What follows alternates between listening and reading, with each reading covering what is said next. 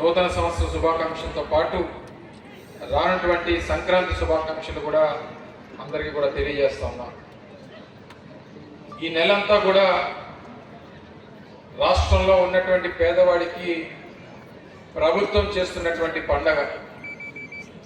ముఖ్యంగా గడిచినటువంటి 3వ తారీఖు నుంచి గౌరవ ముఖ్యమంత్రి గారి చేతుల మీదుగా మొన్న కాకినాడలో జరిగినటువంటి పెన్షన్లు పెంపుదలకు సంబంధించినటువంటి ప్రారంభోత్సవ కార్యక్రమాన్ని ముఖ్యమంత్రి గారు చేపట్టడం జరిగింది. మీ అందరికీ తెలుసు, 2019వ సంవత్సరం మనం అధికారంలోకి వచ్చేటువంటి సమయానికి రాష్ట్రంలో పెన్షన్ 1000 రూపాయలు ఉండేది. 2017వ సంవత్సరంలో ముఖ్యమంత్రిగా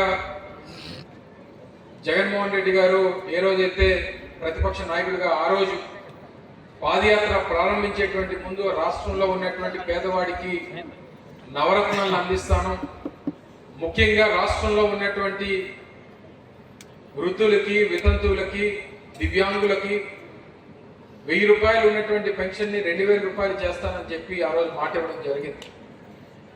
2019వ సంవత్సరంలో అంటే ఎన్నికలకి ఇంకో నెల మాత్రమే ఉందన్నటువంటి సమయంలో ఆ రోజు ఉన్నటువంటి తెలుగుదేశం పార్టీ ప్రభుత్వం 2000 రూపాయలు చేసింది. కేవలం 1 నెల మాత్రమే ఆ ప్రభుత్వం ఇచ్చింది.